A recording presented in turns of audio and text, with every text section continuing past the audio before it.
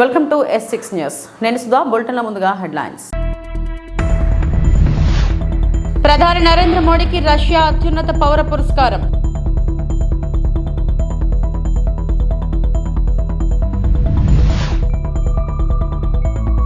విద్యుత్ రంగంలో జగన్ రెడ్డి చేసిన విధ్వంసం కరెక్ట్ చేసే బాధ్యత మాది. సీఎం నారా చంద్రబాబు నాయుడు.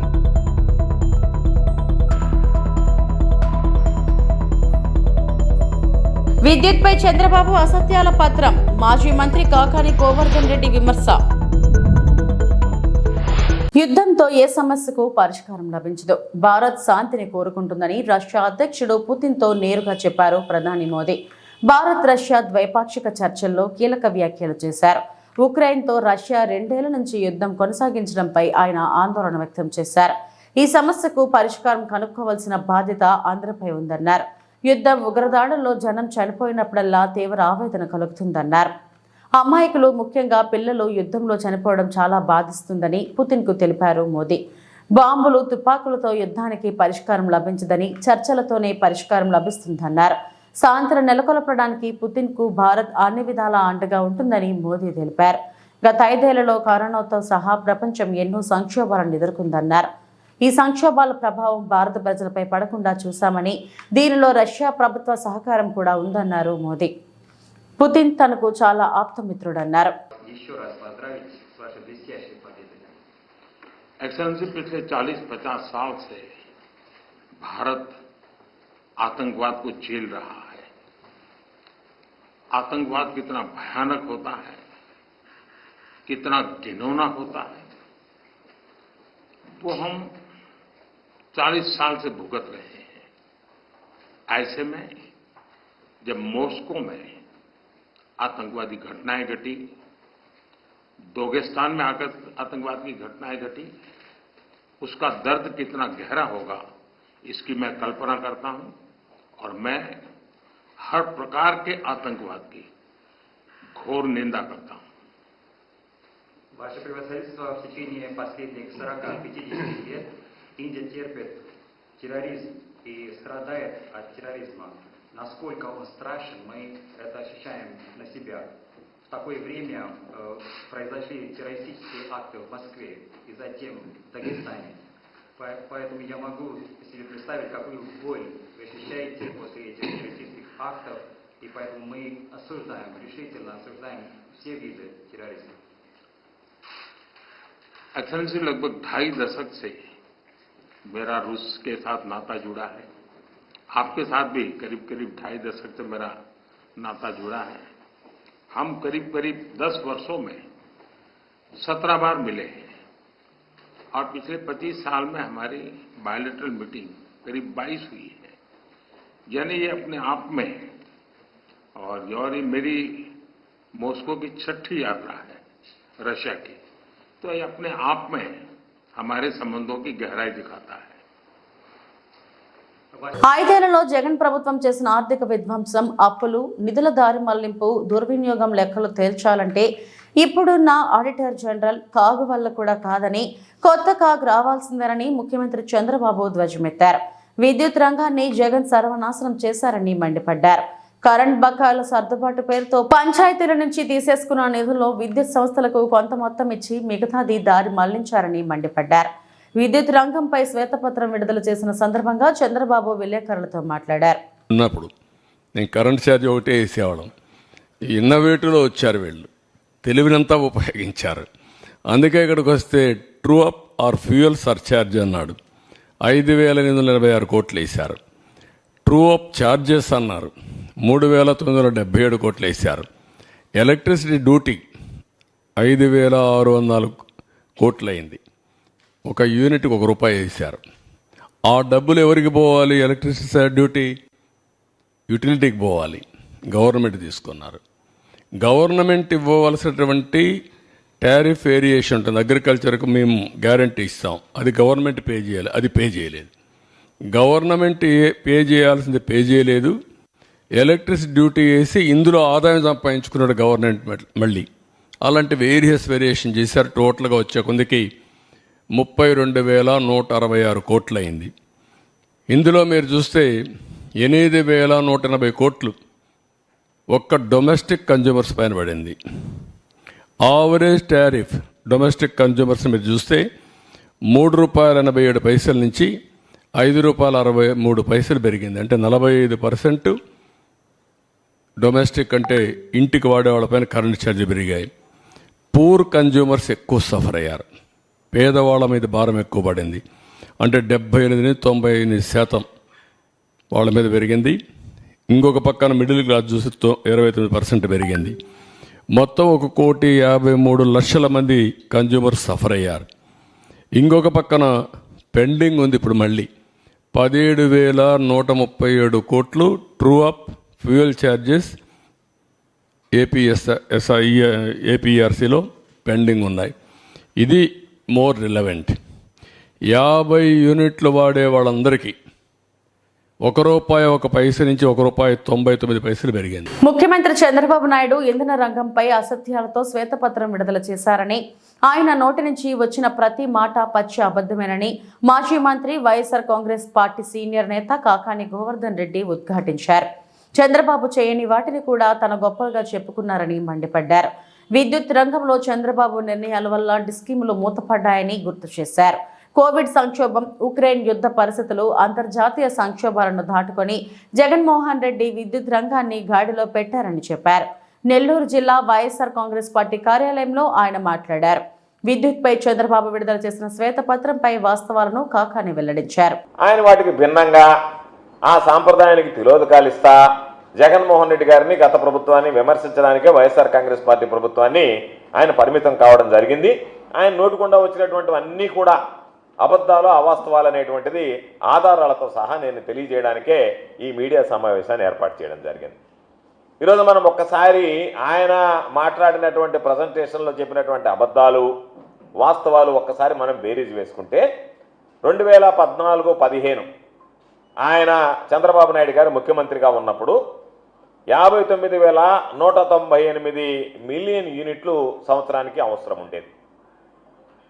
2018-19 అంటే చంద్రబాబు నాయుడు గారు దిగిపోయే నాటికి 63,675 మిలియన్ యూనిట్లకి ఆ డిమాండ్ పెరిగింది. అంటే కేవలం సగటున 1.9% వృద్ధి రేటు.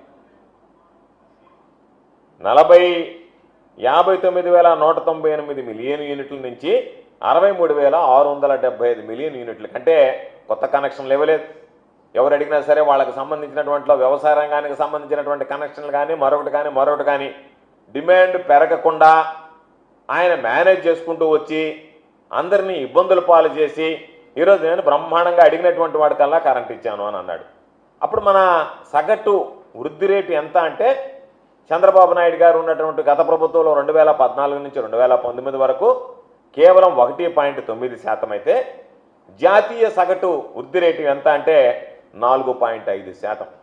అంటే దాదాపుగా జాతీయ వృద్ధి రేటులో 3వ వంతుకి ఆంధ్ర రాష్ట్రం చంద్రబాబు నాయుడు విజనరీ ఉన్నటువంటి చంద్రబాబు నాయుడు, విద్యుత్ రంగంలో అనేక రకాలైనటువంటి సంస్కరణలు తీసుకొచ్చినటువంటి చంద్రబాబు నాయుడు గారు, తిరుగులేనటువంటి నాయకత్వాన్ని ఆంధ్ర రాష్ట్రానికి అందించానని చెప్పుకునేటువంటి వెలుగులు విరజిమ్మాయి నా హయాంలో అని చెప్పుకునేటువంటి చంద్రబాబు నాయుడు గారు ఆయన చేసినటువంటి నిర్వాహకం కేవలం సగటున 1.9% మాత్రమే ఆ విద్యుత్ రంగానికి సంబంధించినటువంటి వినియోగాన్ని, పవర్ డిమాండ్ని ఈరోజు ఆయన చూపించడం జరిగింది.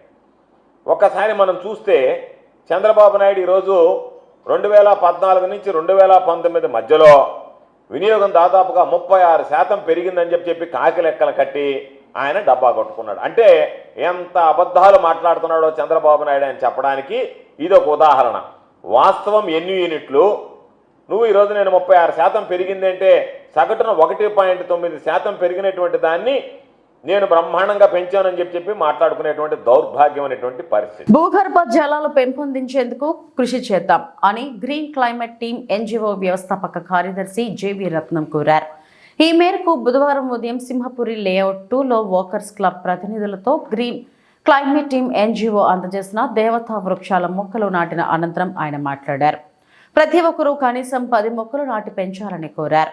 శీతోష్ణ స్థితి వేడెక్కిపోతున్న ప్రస్తుత పరిస్థితుల్లో అధికంగా మొక్కలు నాటి పెంచాలని అన్నారు.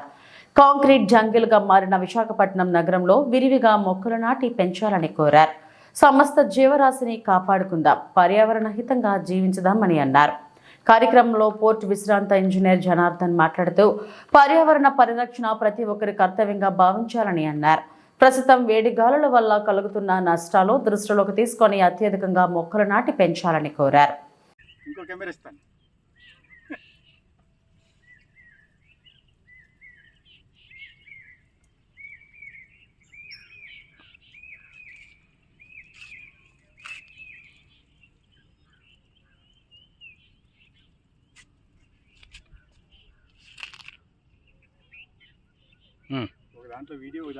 టూలోనే మేము దేవతా వృక్షాలు మర్రి రాయి వేప విడిచామండి. ఈ రోజు మొక్కలు వేసాము. దానికి అందరూ కలిసి ముర్రాట్లు తీసుకొస్తారని కోరుకుంటున్నాం. ప్రతి ఒక్కరు మేము కూడా వేసి అన్ని చేసాము. ప్రతి ఒక్కరు కూడా దాన్ని చూసి ఆనందిస్తారని మేము కూడా కోరుకుంటున్నాం. ఈరోజు సేంపూర్ కాలనీ ఫేజ్ 2లో ఏమొచ్చి ఈ వృక్ష సంపద మహాసంపద అన్నట్టు దేశ రక్షణకే వివిధ రకాలైనటువంటి ట్రిబ్యునల్స్ కానీ కోర్టు తీర్పులు కానీ నిత్యం కూడా నేషనల్ గ్రీన్ ట్రిబ్యునల్ కూడా ఇండియాకి పెరుగుతున్నటువంటి వాయు కాలుష్యం అవనండి, ఇంకోటి అవనండి, ఈ విధంగా కాలుష్యంతో చాలా కాలుష్య కోరల్లో చిక్కుకున్నటువంటి ఈ రోజుల్లో ప్రజానీకాన్ని అందరికీ కూడా ఒక పర్యావరణాన్ని ఎన్విరాన్మెంట్ని అంతా కూడా దేశ సంపదలో ఒక భాగంగానే మేము ఏంటంటే మా వాకర్స్ క్లబ్కి సేంపూర్ కాలనీ ఫేజ్ 2లో మేము దగ్గర 30 మంది వాకర్స్ క్లబ్ ఉంటుంటామండి. ఇందులో దైవ వృక్షాలు అంటే నిత్యం ఆయుధంతో కూడుకున్న ఆయుధాలకు ఉపయోగపడే అవనివ్వండి, లేదంటే దైవ సమానులతో సంబంధించే వృక్ష సంపదలు నేటికి కూడా పల్లెల్లో కానీ పట్టణాల్లో కానీ వృక్షాలనే పూజిస్తుంటారండి. ఎందుకంటే అది పూర్వం నుంచి వచ్చినటువంటి నానుడి అన్నమాట. అంటే దైవ వృక్షంతో కొలుస్తుంటారు కొన్ని మొక్కల్ని. ఆ విధంగా ఏంటంటే ఇక్కడ మీ అందరం కూడా ఈ కాలుష్య కోరల నుండి చిక్కుకున్నటువంటి దీన్ని మేము తగ్గించడానికి, ఈ చుట్టుపక్కల ఉన్నటువంటి ప్రజానీకానికి ఉపయోగపడడానికి, గ్రీన్ కారిడార్ని పెంపొందించడానికి నేటి విశాఖపట్నంలో జీవీఎంసీలో మహానగరం అనేటువంటి విశాఖపట్నంలో జీవీఎంసీ పరిధిలో ఈ క్లైమేట్ వాతావరణ పరిస్థితుల్ని క్లీన్ అండ్ గ్రీన్ అనే పదంతో గ్రీన్ తాలూకా మన నేషనల్ ట్రిబ్యునల్ని ఇచ్చినటువంటి ఆదేశాలని, తీర్పుల్ని, రకరకాల తీర్పుల్ని కూడా రోజు రోజుకు చూస్తున్నామండి. వివిధ రాష్ట్రాలకు కానీ వివిధ నగరాలకు కానీ ఇస్తున్నటువంటి ఈ తీర్పుల్ని. అదేవిధంగా మహావిశాఖ నగరంలో ప్రతి నిత్యం వేల కొద్ది అలా కంపెనీలు వస్తూనే ఉన్నాయి. ఆ కంపెనీ కాలుష్యం కోరల్లో వాతావరణానికి తోడ్పాటుని అందించే దిశగా మేము ప్రయాణిస్తున్నాం అని చెప్పి కోరుకుంటూ సెలవు తీసుకుంటున్నామండి. తూర్పుగోదావరి జిల్లా మోరంపూడి ఫ్లైఓవర్ వంతెన నిర్మాణ పనులను ఎంపీ దగ్గుబాటి పురంధేశ్వరి, మాజీ ఎంపీ మాగంటి మురళీమోహన్, ఎమ్మెల్యే ఆదిరెడ్డి వాసు బుధవారం ఉదయం పరిశీలించారు. ఈ సందర్భంగా ఎంపీ పురంధేశ్వరి మాట్లాడుతూ మోరంపూడి ఫ్లైఓవర్ వంతెన నిర్మాణం కోసం మాజీ ఎంపీ మురళీమోహన్ కృషి చేశారని గుర్తు చేశారు. గత ఎంపీ మార్గాని భరత్ వంతెన నిర్మాణం కోసం కృషి చేసినట్టు అబద్ధ ప్రచారం చేసుకున్నారని మండిపడ్డారు. ఆగస్టు 15 నాటికి మోరంపూడి ఫ్లైఓవర్ పనులను పూర్తి చేసి ప్రజలకు వినియోగంలోకి తీసుకొస్తామని ఎంపీ పురంధేశ్వరి పేర్కొన్నారు.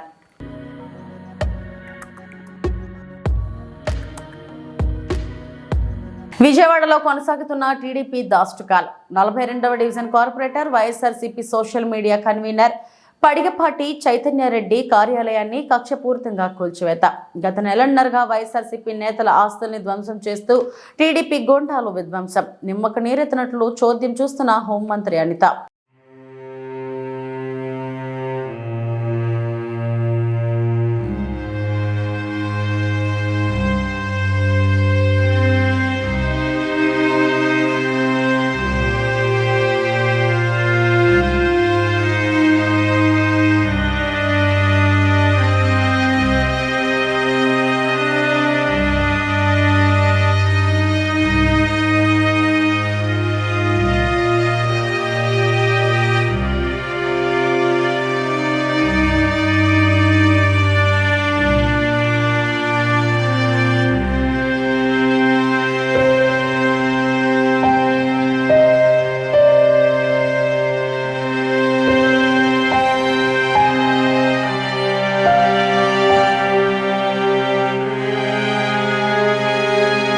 అందరికీ నమస్కారం.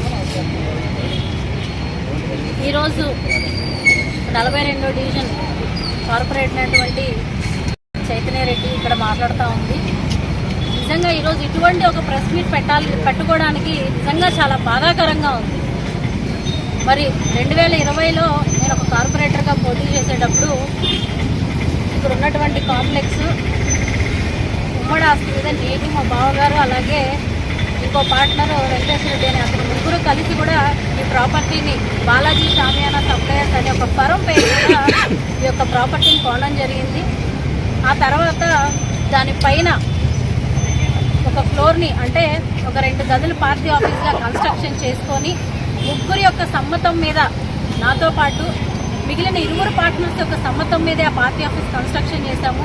మరి కట్టేటప్పుడు ఎటువంటి అబ్జెక్షన్ కూడా రైజ్ చేయని వ్యక్తి 2 ఏళ్ల పాటు నేను అదే కార్పొరేటర్గా ఆఫీస్ని వినియోగించుకున్నప్పుడు ఏ అబ్జెక్షన్ రైజ్ చేయనటువంటి వ్యక్తి ఈరోజు అధికారం మారగానే వైఎస్ఆర్సీపీ పార్టీ అధికారం పోయి టీడీపీ పార్టీ అధికారం రాగానే అధికార బలం ఉన్నటువంటి కొంతమంది లోకల్ నాయకుల అండ చూసుకొని ఈరోజు వెంకటేశ్వర రెడ్డి అనే వ్యక్తి పార్టీ ఆఫీస్ని నిర్దాక్షిణ్యంగా విచక్షణారహితంగా ఈరోజు పార్టీ ఆఫీస్ని కూలగొట్టడం జరిగింది. మరి ఒక పార్టీ ఆఫీస్ని పగలగొట్టేటప్పుడు పార్టీకి సంబంధించినటువంటి సామాన్లు కానివ్వండి, నా పర్సనల్ క్యాష్ కానివ్వండి, లేదంటే ఫర్నిచర్ కానివ్వండి, అన్నీ కూడా ఉన్నాయి. మరి అటువంటి ఒక ఆఫీస్ని నాకు ఎటువంటి ఒక లీగల్ నోటీస్ లేకుండా, ఎటువంటి ఇంటిమేషన్ లేకుండా అతనికి పగలగొట్టే రైట్ ఎక్కడి నుంచి వచ్చింది? ఇంకో మాట కూడా అతను మాట్లాడొచ్చు, అద్దె ఇవ్వట్లేదని, మేము అద్దె ఎగ్గొట్టి తిరుగుతున్నామని, పనికి మాల సొల్లు కబుర్లన్నీ భవానీపురం సెంటర్లో చెప్పుకుంటూ తిరుగుతూ ఉన్నాడు. మరి ఇది గత 2 ఏళ్ల క్రితం ఆయన రాసిచ్చినటువంటి అగ్రిమెంటే. ముగ్గురు కూడా సంతకాలు పెట్టడం జరిగింది. మరి ఇక్కడ 4 సంవత్సరాల వరకు ఫస్ట్ ఫ్లోర్ పార్టీ ఆఫీస్ కింద ఉపయోగించుకునే ఏర్పాటు, ఫస్ట్ ఫ్లోర్కి ఎటువంటి అద్దె లేదు. 4 సంవత్సరాల తర్వాత ఖాళీ చేసే ఏర్పాటు అంటే 2026లో ఖాళీ చేసే ఏర్పాటు చేయించండి, అప్పుడు ఇవ్వండి అని చెప్పేసి రాయడం జరిగింది. మరి అది ఇక్కడ 3వ సంతకం వచ్చేసి వెంకటేశ్వర రెడ్డి గారిదే. మీరందరూ కూడా ఒకసారి చూడొచ్చు. ఇంత ఇదిగా అగ్రిమెంట్ రాసిచ్చిన తర్వాత కూడా ఈరోజు అధికారం మారగానే అగ్రిమెంట్లు మాయమైపోతాయండి. ఇష్టానుసారంగా వచ్చి పార్టీ ఆఫీస్ని పగలగొడితే ఈరోజు నాకు జరిగినటువంటి నష్టాన్ని ఎవరు పూడుస్తారు? ఏ పార్టీ నాయకులు వచ్చి పూడుస్తారు? ఏ రోజు కూడా 1 రోజులు దాటిపోయింది. ఈరోజు పార్టీ అధికారం కోల్పోయి అయినప్పటికీ కూడా రోడ్డు మీదకి వచ్చి ఎటువంటి మాట మేము తోలేదు, ఎవరిని ఎటువంటి ఇబ్బందికరమైన పరిస్థితుల్లో మేము తీసుకురాలేదు. మా మానాన్ని మేము బతుకుతా ఉంటే ఎందుకు మమ్మల్ని ఇలా రోడ్డుకు లాగాలని చూస్తూ ఉన్నారు? పడిగపాటి సుబ్బారెడ్డి గారు అంటే భవానీపురంలో ఎంతటి పేరు ఉందో అందరికీ తెలుసు. ఈ రోజు ఆ గౌరవ మర్యాదలన్నింటినీ కూడా మంట కలిపే విధంగా వెంకటేశ్వర రెడ్డి ప్రవర్తిస్తూ ఉంటే నిజంగా ఒక ఆడపిల్లని అయ్యుండి రోడ్డు మీద నా ఆఫీస్ కూలగొడుతున్నారు, రక్షణ కల్పించండి అని చెప్పేసి ఈరోజు నేను భవానీపురం పోలీస్ స్టేషన్కి ఫోన్ చేస్తే ఇదిగో పంపిస్తున్నాను అన్నారు. కనీసం ఏ ఒక్క ఇటుకరాయి కూడా పగలక ముందు నేను ఫోన్ చేశాను. గంట తర్వాత చూస్తే అంత గోడంతా కూడా పగిలిపోయింది. ఎక్కడండి ప్రొటెక్షను? ఏ డిపార్ట్మెంట్ వచ్చినా ప్రొటెక్షన్ కల్పించింది చెప్పండి? 2 రోజుల క్రితం సార్ ఇలా మాట్లాడుతున్నారు, ఇలా పగలగొడుతున్నారు, నాకు సపోర్ట్ చేయండి, ప్రొటెక్షన్ కల్పించండి అని అధికారుల దగ్గరికి వెళ్ళా. మాట్లాడుతూ ఉన్నారు, చెప్తా ఉన్నారు. మేము ఏదో ఒకటి తేల్చి చెప్పేదాకా దాని జోలికి వెళ్ళొద్దు, పగలగొట్టద్దు అని పోలీస్ స్టేషన్లో చెప్పిన తర్వాత కూడా అతను పగలగొట్టడానికి ఎంత ధైర్యం చేశాడు అని అంటే ఎవరున్నారు అతను వెనకాల? ఏ పార్టీ నాయకులను చేపిస్తా ఉన్నారు అనేది ప్రజలంతా కూడా ఒకసారి గమనించాలి. అలాగే కింద భాగంలో పాపం మేము కొనక ముందు నుంచి కూడా ఈశ్వరెడ్డి అనే వ్యక్తి అక్కడ టీ క్యాంటీన్ నడుపుకుంటా ఉన్నాడు. అతని మీద కూడా దౌర్జన్యంగా దాడి చేసి ఖాళీ చేయించి సామాన్లన్నీ కూడా బయటపడేస్తే కోర్టుకు వెళ్ళి టెంపరీ ఇంజక్షన్ ఆర్డర్ తెచ్చుకోవడం జరిగింది. మరి అతను తెచ్చుకున్నటువంటి టెంపరీ ఇంజక్షన్ ఆర్డర్ని కూడా ఖండించి కోర్టు ఇచ్చినటువంటి ఆర్డర్ని ధిక్కరించి అర్ధరాత్రి కూడా అతని సామాన్లు మొత్తం ప్యాక్ చేసుకొని వెంకటేశ్వర రెడ్డి గారు ఎక్కడికో తీసుకెళ్లిపోయి ఇవాళకి కూడా అతని సామాన్లు అతనికి అప్పచెప్పలేదు. ఈశ్వర్ రెడ్డి అనే అతని మీద అతను డ్రగ్స్ తెరువు మీద కొట్టాడు. ఈరోజు ఎక్కడి నుంచి వచ్చిందండి అంత ధైర్యం అతనికి? ఏ రోజు కూడా వైఎస్ఆర్సీపీ పార్టీ అధికారంలో ఉన్నప్పుడు మేమెప్పుడు కూడా ఇటువంటి పనికిమాల చర్యలకి దారి తీయలేదు, ఎవరిని కూడా ఇబ్బంది పెట్టిన పరిస్థితి లేదు.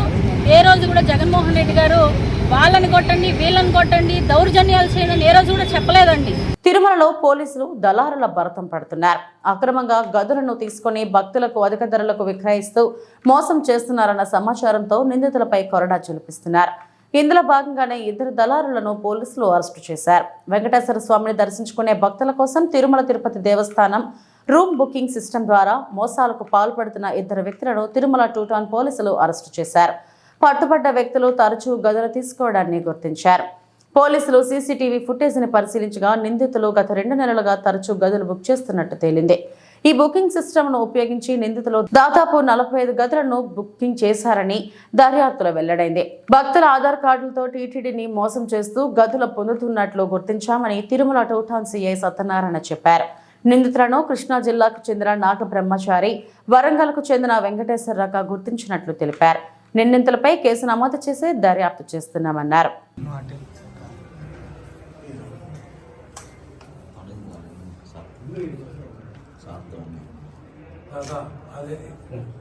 నాగబ్రహ్మచారి సార్. ఎవరు? పోలంపల్లి.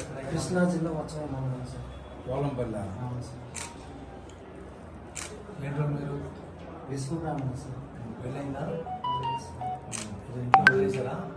విశ్వబ్రాహ్మణ అంటే వడ్డీలు పని చేసుకోవాలి, బంగారు పని చేసుకోవాలి. వడ్డీలు పని చేసుకోవాలి. నిధులు పట్టుకెళ్ళిపో. నైట్ 10 గంటలకు ఎవరికైనా వెంకటేశ్వర స్వామి దగ్గరికి వచ్చి మీరేమి పనులు అంతా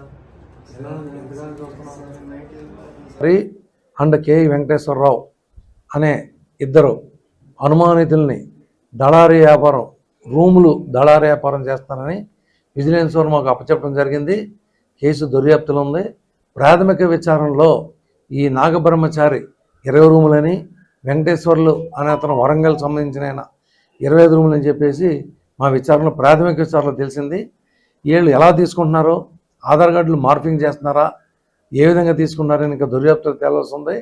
అది కేసు రీచ్ చేసి సమగ్రంగా దర్యాప్తు చేసి వీళ్ళ వెనకాల ఎవరున్నారో, యాత్రికులు ఉన్నారా, ఇంకా వేరే వాళ్ళు ఉన్నారా, రాజకీయ నాయకులు ఉన్నారా, దళారులు ఇంకెవరున్నారు ఏంటని సమగ్రంగా దర్యాప్తు చేస్తాం. కానీ ప్రాథమిక విచారణలో తెలిసింది ఏంటంటే వీళ్ళ ఇద్దరికి ఫ్యామిలీస్ గట్రా ఇక్కడ దగ్గరలో లేకపోవటం, ఒక అతను కృష్ణా జిల్లా, ఒక అతను వరంగల్ ఉండటం.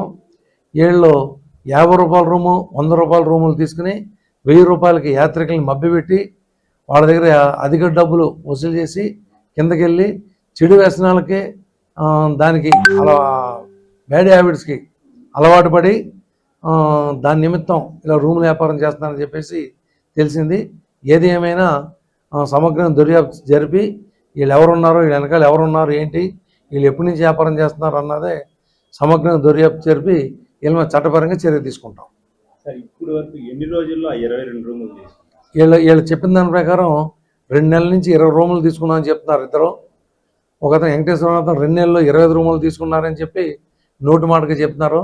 మేము రికార్డెడ్గా, ఆన్ రికార్డెడ్గా చట్టపరంగా దర్యాప్తు చేసి ఆ పరంగా చర్య తీసుకుంటాం. మారుమూల గ్రామీణ ప్రాంతాలతో పాటు దూర ప్రాంత ప్రజలకు అన్ని వేళలా బస్ సర్వీస్ సౌకర్యం కల్పించే విధంగా రోడ్డు రవాణా సంస్థ అధికారులు బస్ సర్వీసులను పునరుద్ధరింపజేసే పూర్వ వైభవాన్ని తెచ్చే విధంగా చర్యలు చేపట్టాలని రాష్ట్ర పర్యాటక సాంస్కృతిక సినిమాటోగ్రఫీ శాఖ మంత్రి కందుల దుర్గేష్ పేర్కొన్నారు. బుధవారం స్థానిక నిడదవోలు బస్టాండ్ ఆవరణలో నిడదవోలు వయా పంగిడి రాజమహేంద్రవరం మీదుగా విశాఖపట్నం వెళ్లే సూపర్ లగ్జరీ నూతన బస్ సర్వీస్ మంత్రి కందుల దుర్గేష్ స్థానిక ప్రజాప్రతినిధులు, అధికారులతో కలిసి ప్రారంభించారు. ఈ సందర్భంగా మంత్రి దుర్గేష్ మాట్లాడుతూ నిడదవోలు నుంచి విశాఖపట్నం వెళ్లే నూతన బస్సును ప్రారంభించడం చాలా సంతోషంగా ఉందన్నారు. నిడదవోలు బస్ డిపో ద్వారా మారుమూల గ్రామీణ ప్రాంతాలతో పాటు ఇతర దూర ప్రాంతాలకు కూడా ప్రజలకు రవాణా సౌకర్యం కల్పిస్తుందన్నారు. దానికి వీలుగా ఉండే ప్రాంతాలకి కొన్ని కొత్త రూట్లు వేసి అక్కడ తీసుకెళ్తాం. ఇలాంటి వాటిల్లో కూడా బస్సులు ఎక్కువ వేసుకున్నట్లయితే దీన్ని టూరిజం స్పాట్ గా కూడా చేసుకున్నట్లయితే బాగుంటుంది అనేటువంటిది ఒక ఆలోచన ఉంది. నేను ఇప్పుడే ఆర్ఎం గారితో చెప్పాను, వాళ్ళ దగ్గర ఉన్న ప్లాన్స్ ఏంటి, ఏం చేయబోతున్నారు, భవిష్యత్తులో ఎలా ముందుకు తీసుకెళ్లబోతున్నారు అనేటువంటిది వారు అడిగాను. త్వరలోనే మన వివరాలన్నింటితో కూర్చుని తప్పనిసరిగా ఒక మంచి డిపోగా దీన్ని రూపొందించడానికి, అదేవిధంగా ఎక్కువ కనెక్టివిటీ ఇచ్చే విధంగా, ప్రజలందరికీ ఉపయోగపడే విధంగా దీన్ని తీసుకెళ్ళడానికి పల్లి వెలుగు కూడా ఉన్నట్టుంది కదా. పల్లి వెలుగు ఇక్కడి నుంచి గ్రామాలు, మారుమూల గ్రామాల్లోకి వెళ్తుంది. పల్లి వెలుగుతో ఎక్కువ మారుమూల గ్రామాలు కవర్ అవడంతో పాటు సూపర్ లగ్జరీస్, డీలక్స్ బస్సుల ద్వారా దూర ప్రయాణాలకి ఉపయోగపడే విధంగా బస్సులను పెంపొందించుకోవాల్సిన అవసరాన్ని మాత్రం గుర్తించి ఆ మేరకు పనిచేయవలసిందిగా అందరికీ తెలియజేస్తూ, రాబోయే రోజుల్లో మళ్ళీ నిడదవోలు డిపో పూర్వ వైభవాన్ని సంతరించుకోవాలనేటువంటి ఆశాభావంతో నేను మాట్లాడుతున్నాను. దానికి ఇబ్బంది బహుశా బయటికి వెళ్ళేటువంటి దాన్ని క్లీన్ చేసుకోవడంతో పాటు నేరో అయిపోయి ఉంటుంది. అంటే ఈ సైట్ ఖాళీ సైట్ కూడా డెవలప్ చేస్తే కానీ ఈ వాటర్ అందులో లాగదు. ఏది మాలకోడు మాకు వాటర్ లెవెల్ ఎక్కువ నిర్ణయంలో అయితే మాత్రం ఈ వాటర్ లాగుతాం. దాని మాలకోడు మొత్తం ఆక్రమణ గురైపోయి ఉండటం వల్ల వాటర్ అవుతుంది దాంట్లో, అది ప్రాబ్లం. మాలకోడు లాక్కుంటే ఈ వాటర్ లాగుతుంది. దానికి అవసరమైనటువంటి సంబంధిత అధికారులతో మాట్లాడి వాళ్ళు తీసుకొచ్చి చూపించి దీనికి ఒక శాశ్వతమైనటువంటి పరిష్కారం తీసుకుంటాం ఖచ్చితంగా. దాని డిపార్ట్మెంట్లు, ఇతరతర డిపార్ట్మెంట్లు, డ్రైనేజ్ వారు లేకపోతే మున్సిపల్ అధికారులు ఎవరైనా ఉంటారో దాన్ని వాళ్ళని ఇన్వాల్వ్ చేసి వాళ్ళు దీనికి వాటర్ బయటికి వెళ్ళేటువంటిది మేజర్ డ్రైన్కి కలిపేటువంటి కనెక్టివిటీని ఏర్పాటు చేయడానికి, ఆ వాల్ ఏమన్నా తేడా ఉంటే ఆ వాల్ని కొంచెం మనం మార్చే విధంగా ఏమన్నా చూసి ఒక మంచి పరిష్కారం తీసుకురావడానికి కృషి చేస్తాం తప్పనిసరిగా. అదేవిధంగా నేను చెప్పేది డిఎం గారికి చెప్పేది ఏంటంటే, మీరు ఎలాగా బస్సు నడిపేటువంటి డిపోలో ఆ శుభ్రత లేకపోతే ఇబ్బంది వస్తుంది. ఆ టాయిలెట్స్ ఏవైతే ఉన్నాయో వాటిని మాత్రం పూర్తిగా ఎవ్రీడే క్లీన్ చేసే విధంగా, పరిశుభ్రంగా ఉంచే విధంగా ఉండండి. ప్రయాణికులకు ఆ మాత్రం సౌకర్యం కల్పించబడి, ముఖ్యంగా స్త్రీ ప్రయాణికులు ఎవరైతే ఉంటారో వాళ్ళకి ప్రత్యేక అవసరాలు ఉంటాయి. అందరిలాగా మగవాళ్ళలాగా వాళ్ళు ఎక్కడ పడితే అక్కడికి వెళ్ళలేరు. వాళ్ళకి ప్రత్యేక అవసరాలను దృష్టిలో పెట్టుకుని వాళ్ళకి టాయిలెట్స్ వాటిని మాత్రం పరిశుభ్రంగా ఉంచాల్సిన అవసరం ఉంది. అది ప్రత్యేకంగా శ్రద్ధ చూపించాల్సింది సార్. అలాగే రేకుల షెడ్యూల్ అవును, దానికి వర్క్ స్టార్ట్ చేయలేదంటే వెళ్తే ఇక్కడ ఏమి స్టాఫ్ రిక్రూట్మెంట్ కి ఎక్కడ పాస్ అవ్వలేదు. అందువల్ల ఇది అసలు పూర్తిగా ఒక పడకల ఆసుపత్రిగా చేయడానికి ఇంకా కొత్తగా మొదలు పెట్టుకోవాలి మళ్ళీ చెప్పాను. నాకు నేను వెళ్ళి మాట్లాడితే మళ్ళీ నేను ప్రపోజల్ పెట్టాను. ఇప్పుడు దాని మీద ఫాలోఅప్ చేస్తాను. అలాగా ఇవి కూడా ఏంటంటే ఎలక్షన్ టైంలో ఇచ్చేసి ప్రామిస్ ఇది వాళ్ళు నిజంగా ఉంటుంటే అది 6 కోట్ల రూపాయలది ఫైల్ ఎక్కడ ఉందో తీయిస్తాను. మళ్ళీ దీన్ని ఆధునీకరించడానికి ఏ కార్యక్రమం చేయాలో దాన్ని నెమ్మది మీద తప్పనిసరిగా. ఉచిత ఇసుక అనేది అబద్ధం. టీడీపీ కూటమి ప్రభుత్వం ప్రజలను మోసం చేస్తుంది. స్టాక్ యార్డుల దగ్గర ప్రభుత్వమే రేట్లు వివరిస్తూ ఫ్లెక్సీలు పెట్టింది. దీన్ని ఉచిత ఇసుక అంటారా? రిచ్ల దగ్గర వసూలు చేసే డబ్బంతా ఎవరికి వెళ్తుంది? గతంలో 750 కోట్లు ప్రభుత్వానికి ఆదాయం వచ్చింది. ఇప్పుడు ఆ డబ్బంతా టీడీపీ నేతల జేబుల్లోకి వెళ్తుందని టీజేఆర్ సుధాకర్ బాబు మాజీ ఎమ్మెల్యే అన్నారు. మరోసారి ప్రజలందరినీ బోల్తా కొట్టించాడు. ఇసుక ఉచితంగా ఇవ్వకపోగా స్టాక్ యార్డుల వద్ద దారుణమైన రేట్లతో ఇసుకను విక్రయిస్తున్నట్టుగా అఫీషియల్ గా ప్రకటించేశారు. స్టాక్ యార్డుల దగ్గర వారి ఫోటోతో ప్రభుత్వం ఆధ్వర్యంలో ఇసుక అమ్మబడును అని నా దగ్గర ప్రభుత్వం ప్రదర్శించిన ఓ ఫ్లెక్సీని రాష్ట్ర ప్రజల సమాచారం కోసం మరియు మీడియా మిత్రుల కోసం మేము చూపించడానికి చేస్తూ, నూతన ఉచిత ఇసుక విధానం 2024 సామాన్యులకు అందుబాటులో ఇసుక నర్సీపట్నం గబ్బాడ ఇసుక డిపోలో 1225 రూపాయలకు అమ్ముతున్నట్లుగా ప్రకటించారు. ఇప్పుడు దీన్ని ఉచితం అందామా? చంద్రబాబు నాయుడు గారు ఉచితంగా ఇస్తానన్న హామీ ఏమైంది? ఎందుకు మీరు నెల రోజుల్లోనే ఈ కప్పగంతులు వేస్తున్నారు?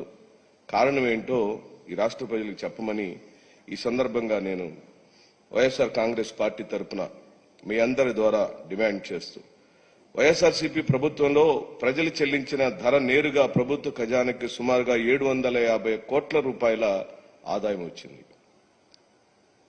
సంవత్సరానికి 750 కోట్లు 5 సంవత్సరంలో ఎంత ఇది అయి ఉంటుందో మీరు గమనించమని చెప్పి అడుగుతూ, ఇప్పుడు ఈ రీచ్ల దగ్గర వసూలు చేసే డబ్బులన్నీ కూడా ఎవరి దగ్గరికి వెళుతున్నాయి? ఆ 750 కోట్ల రూపాయలు సంవత్సరానికి వైఎస్ఆర్ కాంగ్రెస్ పార్టీ ప్రభుత్వంలో రికార్డెడ్ గా ప్రభుత్వానికి వచ్చిన 750 రూపాయల డబ్బులు ఇప్పుడు తెలుగుదేశం పార్టీ నాయకుల యొక్క జేబుల్లోకి వెళ్తున్న మాట నిజమా కాదా? ఇసుక విషయంలో చంద్రబాబు చేసినట్లుగా మోసాలను ఎవరు చేయలేరు. గత ప్రభుత్వంలో 2014-19 కాలంలో వాళ్ళు చేసిన ప్రతి వైలేషన్, ఇసుక తవ్వకాల విషయంలో కానీ, అనేకమైన జీవోలు రిలీజ్ చేయడంలో కానీ హైకోర్టు తప్పుపట్టింది, గ్రీన్ ట్రిబ్యునల్ తప్పుపట్టింది. 2019లో ప్రజల యొక్క తీర్పును కూడా తెలుగుదేశం పార్టీ ఎదుర్కొంది. అయినా కూడా ఇప్పుడు మళ్ళీ అదే పాలసీ, అంటే 2014-19 కాలంలో ఎలాంటి పాలసీని తెలుగుదేశం పార్టీ అధికారంలో ఉండినప్పుడు ఆ రోజు చేసిన పాలసీనే ఇప్పుడు మళ్ళీ ఉచితం పేరుతో తీసుకొచ్చారు. ఉదాహరణకు చంద్రబాబు నాయుడు ప్రభుత్వం కొన్ని డిపోలో ప్రకటించిన రేట్లను పరిశీలిద్దాం. అనకాపల్లి జిల్లా నర్సీపట్నంలో డిపో దగ్గర ఈ ప్రభుత్వం 1225 రూపాయలకు ఇసుకను అమ్ముతున్న మాట నిజమా కాదా? విశాఖపట్నంలో ఉన్న అంగనంపూడి డిపో వద్ద టన్ను ఇసుకకు 1394 రూపాయలతో అమ్ముతున్న మాట నిజమా కాదా?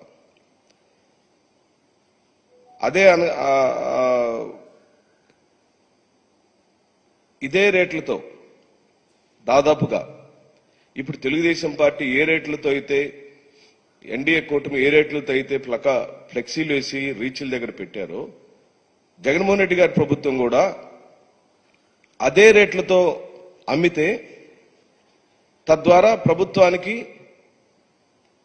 750 కోట్ల రూపాయల డబ్బులు ఖజానాకు వచ్చినాయి. ఏ డబ్బులు మీరు ఈ రోజున ప్లకార్డులో ఫ్లెక్సీలేసి రీచ్ల్లో పెట్టారో అదే రేట్లతో గత ప్రభుత్వం అమ్మిన మాట నిజమైనప్పుడు ఇప్పుడు వస్తున్న ఆదాయం అంతా మీరు తెలుగుదేశం పార్టీ లేదా జనసేన పార్టీ లేదా ముగ్గురు పార్టీలకు సంబంధించిన నాయకులు ఇదిగో ఇక్కడ నర్సీపట్నం వైఎస్ జగన్మోహన్ రెడ్డి గారి ప్రభుత్వంలో నర్సీపట్నం రీచ్లో 1400 రూపాయలకి పోయిన ప్రభుత్వం ఇసుకను అందజేసింది. ఇదంతా పేపర్ యాడ్లో ఇచ్చాం, పారదర్శకంగా ఇచ్చాం, ఎక్కడ కూడా అబద్ధం లేదు. ఏ రీచ్లో ఎంత రేట్లకు ఇసుక అందుబాటులో ఉందనే విషయాన్ని స్పష్టంగా మా ప్రభుత్వం, జగన్మోహన్ రెడ్డి గారి యొక్క ప్రభుత్వం 2019 నుంచి 24 కాలంలో స్పష్టంగా ఇచ్చాం. ఈ వార్తలో ఇంతటితో సమాప్తం. నమస్తే.